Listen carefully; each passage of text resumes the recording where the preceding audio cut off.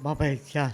Labian pagmundo kan mag-agom na Olivia asin Rodrigo Bien, kan barangay Marirok, Tabaco City. Makalis na bawian in buhay ang sa indang solong aking lalaki na si Joseph. Nakaiba sa 7 sangguni ang kabataan officials na nadiskwido sa Alaminos, Laguna. Alas 2 nin maagahon ka nakaaging Lunes, Enero 20. Sigun sa mag-agom, graduating student sa kursong Bachelor of Science in Business Administration Major in Financial Management sa San Jose Community College sa Malilipot, Albay si Joseph.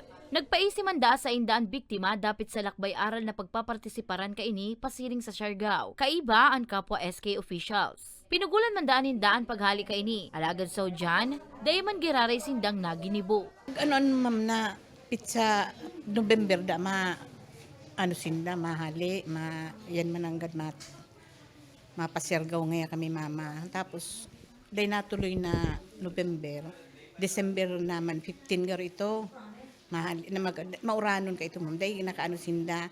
Ngunyan pigsabihan ang kantugang day ka na ngaya mag-iiba, graduating ka ngaya.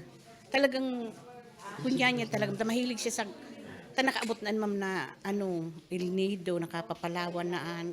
Umayan niya talagang mahilig siya maugma siya. Hindi, ano ko lang doon, yung naabutan ko na lang siya ron, nasa ospital na, balita rito sa amin, nabangga. Yun lang. Buminangga sila sa barrier. So, pati yung rider, nasabitan nila, patay rin. Kaya yung driver patay din, putol ang paa. Patos yung isang kasamang driver tumakbo. Yung anak ko malakas pa, nakaupo pa, tumulong-tulong sa mga kasama niya. Siya nagbubuhat din. Kaya yung pagdating sa ospital, siya ang na-blackout.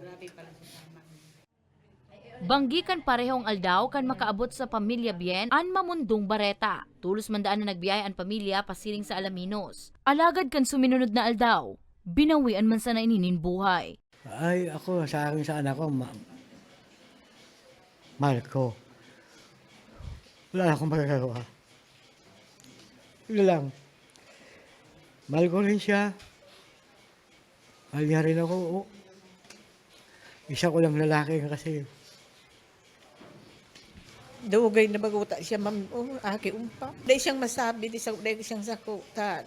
Day ko siya maski pigdadagitan ko, pero day ko siyang nalibasa baga ma'am. Basado sa impormasyon, haling Siargao, sinundo sa airport kan pig-arkilang vanan mga biktima asin biyahe na kuta pasiring sa Tabaco City. Alagad man tang pigbabaybay ang Del Pilar Street sakop ng barangay Poblacion 2, Alaminos, Laguna, suminalpok ini sa sarong motorsiklo. Sa kusog kan pagkakabangga, nawasak ang motorsiklo na ikinagadan kan rider. Suminalpok man sa concrete barrier ang van na nauli sa pagkagadan man kan driver kan mga biktima.